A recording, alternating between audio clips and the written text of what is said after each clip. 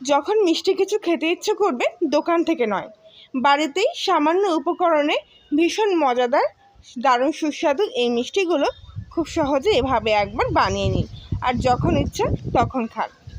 আর সেজন্য প্রথমেই আমি একটা কড়াইয়ের মধ্যে 1 বাটি পরিমাণ চিনি নিয়ে নিয়েছি আর তার সাথে নিচ্ছি 1.5 বাটি পরিমাণ জল।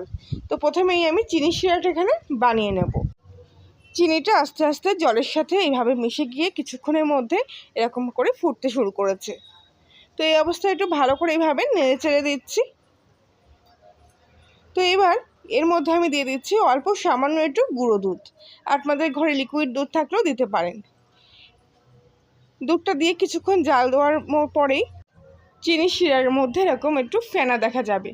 তবে এই ফেনাটা এরকম করে ছেঁকে ফেলে দিতে হবে, কেননা চিনির যে নোংরাটা থাকে সেই নোংরাটা কিন্তু এই দুধ দেওয়ার ফলে ধরা পড়ে। আর সেই জন্য এগুলো ভাসতে শুরু করে নোংরাটা, তখন ছেঁকে নিয়ে ফেলে দিলে চিনির শিরাটা এরকম স্বচ্ছ কাচের মতো হয়ে যায়। তো এবার এর মধ্যে কিছুটা কেশরও দিয়ে দিলাম। কেশর দিলে কালারটাও খুব সুন্দর আসবে আর গন্ধটাও ভালো হবে। আর একটু জাল দিয়ে নেওয়ার পর একটা এলাচের দানা এর মধ্যে দিয়ে দিলাম। তো চিনির শিরাটা কিন্তু আগে থেকে অনেকটা শুকিয়ে এসছে। এবার হাতের মধ্যে একটু চেক করে নিয়ে দেখে দেবো, এরকম একটু হালকা চিটচিটে ভাব আসলে গ্যাসটা অফ করে চিনির শিরাটা নামিয়ে নেব। এবার অন্য একটা পাত্রের মধ্যে আমি এখানে 1 বাটি পরিমাণ ময়দা নিয়ে নিয়েছি। এক্ষেত্রে আপনারা আটাও ব্যবহার করতে পারেন। তো এর মধ্যে এবার স্বাদ মতো লবণ দিয়ে দেবো আর দিয়ে দিচ্ছি 1/4 টেবিল স্পুন মতো বেকিং পাউডার। তো নর্মাল চামচে এরকম আমি মেপে নিয়ে দেখাচ্ছি। দেখুন, এই চামচের কিন্তু এরকম 4 ভাগের 1 ভাগ বেকিং পাউডার হলেই হয়ে যাবে। তো বেকিং সোডার কিন্তু একদমই প্রয়োজন নেই, বেকিং পাউডার দিলেই চলবে। তো এবার শুকনো উপকরণগুলো ময়দার সাথে খুব ভালো করে এখানে মিশিয়ে নিচ্ছি। এবার এর মধ্যে দিয়ে দেবো 2 চামচ পরিমাণ ঘি। এবার এখানে আমি নিয়ে নিয়েছি জল।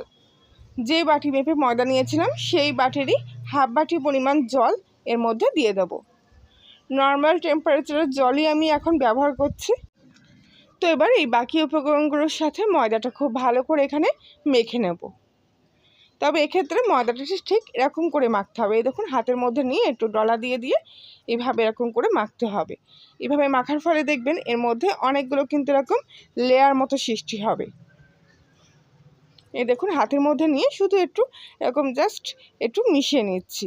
একেবারে এক জায়গায় করে কিন্তু ডো মতো করছি না। একটু খেয়াল করলেই দেখতে পাবেন কিভাবে ময়দাটা মাখছি। তো এইভাবে প্রথম অবস্থায় মেখে নিতে হবে। এবারে এই মেখে রাখা ময়দাটা হাত দিয়ে এরকম করে ছোট ছোট ভাগে ভাগ করে নিতে হবে। ঠিক এরকম করে করে হাত দিয়ে একটু ভাগ করে নিলেই চলবে। এতে কি হবে, মিষ্টিগুলোর ভিতরটা কিন্তু খুব সুন্দর হবে। তো এবার ভাগ করে নেওয়া টুকরোগুলো আবারও হাতের মধ্যে নিয়ে ঠিক এরকম এক জায়গায় করে নিচ্ছি। এবার শুধু কী করতে হবে, হালকা হাতে এরকম চেপে চেপে একটা ডো তৈরি করে নিতে হবে। ডোর গাটা এরকম একটু মসৃণ মতো হবে। তো এই ডোটা কিন্তু একদমই শক্ত না, ঠিক এরকম কিন্তু একদম নরম আছে। তো এই অবস্থায় এই ডোটাকে ঢাকা দিয়ে রাখবো ঠিক 30 মিনিট মতো। 30 মিনিট পর আমি ঢাকনাটা খুলে নিলাম। আর দেখুন, এতে কিন্তু ময়দাটা খুব ভালোভাবে সেট হয়ে যায়। আর বেকিং পাউডারটাও এক্ষেত্রে খুব ভালো কাজ করে এইভাবে রেস্টে রেখে দিলে পরে। এবারে এর থেকে এরকম ছোটো ছোটো করে টুকরো করে নেব। আপনি যেরকম সাইজের বানাতে চান সেরকম করে লিচিগুলো কেটে নেবেন। তো আমি এখানে মাঝারি সাইজে তৈরি করছি, তাই এরকম ছোটো ছোটো করে লিচিগুলো তৈরি করে নিচ্ছি। বাকিগুলো ঠিক একইভাবে এখানে কেটে নেব। তো লেচিগুলো কাটা হয়ে গেলে এবার এর থেকে একটা লেচি হাতের মধ্যে নেব, নিয়ে ঠিক এইভাবে এরকম করে ঘুরিয়ে ঘুরিয়ে ঘুরিয়ে ঘুরিয়ে এরকম চ্যাপটা করে পাকিয়ে নেব। তারপর মাঝখানে একটা এরকম হোল করে নেব আর উল্টো দিক থেকেও ঠিক মাঝ বরাবর থেকে একটা হোল করে নিচ্ছি। ব্যাস তৈরি হয়ে গেল আজকের মিষ্টি। ঠিক এইভাবে কিন্তু বাকিগুলো আমি তৈরি করে নেব। কোনো গোল করার প্রয়োজন নেই, শুধু হাতের মধ্যে নিয়ে এইভাবে পাকিয়ে নিয়ে তারপরে দু সাইড দিকে চেপে চেপে একটু হোল মতো করে নিতে হবে। বাকিগুলো ঠিক একইভাবে এখানে আমি তৈরি করে নিচ্ছি। আর দেখতে কিন্তু এগুলো খুব সুন্দর হয়। আশা করছি আজকের রেসিপিটি আপনাদের কাছে ভালো লেগে থাকবে। ভালো লাগলে প্লিজ লাইক শেয়ার কমেন্ট করে জানাবেন। তো বাকি মিষ্টিগুলো তৈরি করতে কিন্তু একটু সময় লাগবে, ততক্ষণে এই মিষ্টিগুলো আমি খোলা হাওয়ার তলায় রাখবো না, এরকম একটা সুতির কাপড় একটু ভিজিয়ে নিয়ে তারপর মিষ্টিগুলো ঢাকা দিয়ে রাখবো। আর বাকিগুলো এক এক করে তৈরি করবো আর আবারও ভিজে কাপড়ের তলায় এরকম ঢেকে রাখবো। এর ফলে কি হয়, এই গাটা একদম সফট থাকে। তো বাকিগুলো একইভাবে তৈরি করে নেওয়ার পর কড়াই কিছুটা তেল দিয়ে নিয়েছি। তেলটা এরকম হালকা একটু গরম হলেই এক এক করে মিষ্টিগুলো আমি কড়াইয়ের মধ্যে নিয়ে নিচ্ছি। দেখতেই পাচ্ছেন তেলের টেম্পারেচার কিন্তু একদমই হালকা আছে, যার জন্য অল্প অল্প বাবলস তেলের মধ্যে দেখা যাচ্ছে। তো সবগুলো মিষ্টি একসঙ্গে ধরলো না, যে কটা ধরলো সে কটা আমি তেলের মধ্যে এইভাবে দিয়ে তারপর তেলটাকে এইভাবে ঘুরিয়ে নিচ্ছি। তো এই অবস্থায় মিষ্টিগুলো কিছুক্ষণ রেখে দেবো। আর তার মধ্যে দেখুন এগুলো কত সুন্দর ফুলে উঠেছে। কোনো কিছু দিয়ে নাড়াচাড়ার দরকার নেই, এইভাবে রেখে দিলেই দেখবেন আপনা আপনি এরকম ফুলে উঠে একটা পিঠ ভাজা হয়ে যাবে। তো এইভাবে উল্টো পিঠটা উল্টে দেবো ভাজা হওয়ার জন্য, এরকম হালকা সুন্দর একটা কালার চলে আসবে যখন।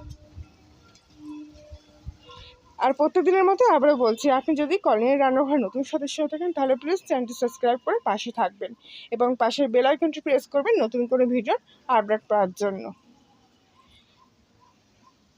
কত সুন্দর দেখুন, এগুলো কিন্তু যখন পুরোপুরি তৈরি হয়ে যাবে তখন তেলের মধ্যে এরকম ভাজতে শুরু করবে। আর কালারটা এরকম হালকা একটু লালচে হয়ে আসলে এবার আমি এগুলো তেল থেকে ছেঁকে নিয়ে তুলে নেব। যেহেতু একদম সিম আঁচে দিয়ে ভেজেছি আমি, তাই এগুলো কিন্তু ভিতর থেকে একদম খাস্তা হয়ে গেছে। বাকি মিষ্টিগুলো ঠিক একইভাবে ভেজে নিয়ে আমি এখান থেকে তুলে নিচ্ছি। আর ততক্ষণে মিষ্টিগুলো আমি ঠিক একইভাবে ভেজে নেব। আর ভাজা মিষ্টিগুলো অন্য একটা প্লেটের মধ্যে নিয়ে নিচ্ছি, নিয়ে একটা একটা করে এইভাবে একটু পাতিয়ে পাতিয়ে রাখছি যাতে এগুলো পুরোপুরি ভালোভাবে ঠান্ডা হয়ে যায়। তো পুরোপুরি ঠান্ডা হওয়ার পর এবার আগে থেকে তৈরি করে রাখা চিনির শিরাটা আবার একটু গরম করতে বসিয়েছি। হালকা রকম গরম থাকা অবস্থায় এক এক করে মিষ্টিগুলো আমি চিনির শিরার মধ্যে দিয়ে দিচ্ছি। প্রথম অবস্থায় চিনির শিরার মধ্যে দেওয়ার পর দেখবেন এই মিষ্টিগুলো কিন্তু আস্তে আস্তে এরকম ভাসবে। তো এই অবস্থায় গ্যাসের ফ্লেমটা একদম সিম আঁচে রেখে মিষ্টিগুলোকে এইভাবে চিনির শিরার মধ্যে উল্টে পাল্টে নিতে হবে। এবার গ্যাসের ফ্লেমটা হালকা একটু বাড়িয়ে দিয়ে ঠিক 1 মিনিট মতো মিষ্টিগুলোকে চিনির শিরার মধ্যে জাল দিয়ে নিতে হবে। 1 মিনিট পর গ্যাসটা আমি পুরোপুরি অফ করে দিচ্ছি। আর এই যে গরম চিনির শিরাটা আছে এর মধ্যে কিন্তু আবার ঠিক 1 মিনিট মতো মিষ্টিগুলো এইভাবে ভিজিয়ে রাখবো। তবে খেয়াল করবেন 1 মিনিটের বেশি যেন না হয়, 1 থেকে 1.5 মিনিট মতো সময়ের মধ্যে এগুলো কিন্তু চিনির শিরা থেকে তুলে নিতে হবে। এইভাবে বানালে পরে মিষ্টিগুলো বাইরে থেকে একদম খাস্তা হবে আর ভিতরটাও কিন্তু দারুণ রসালো হবে। তো প্রত্যেকটা মিষ্টি এইভাবে তৈরি করে নিয়ে আমি একটা অন্য প্লেটের মধ্যে সাজিয়ে নিয়েছি। আর দেখুন দেখতে কত সুন্দর লাগছে, মনে হচ্ছে না একেবারে দোকান থেকে কিনে আনা মিষ্টি। তো এই শুকনো মিষ্টিগুলো আপনারা কিন্তু অনেক দিন ধরে স্টোর করে রেখেও খেতে পারবেন, ঠিক এরকমই থাকবে। এখান থেকে একটা মিষ্টি আমি ভেঙে নিয়ে দেখাচ্ছি, আপনারা দেখতেই বুঝতে পারবেন যে এটা কত সুন্দর হয়েছে, আমাকে মুখে বলার প্রয়োজন হবে না। তো বন্ধুরা আজকের মতো রেসিপিটি এই পর্যন্তই, আবার দেখা হচ্ছে অন্য একদিন। সবাই ভালো থাকবেন, সুস্থ থাকবেন।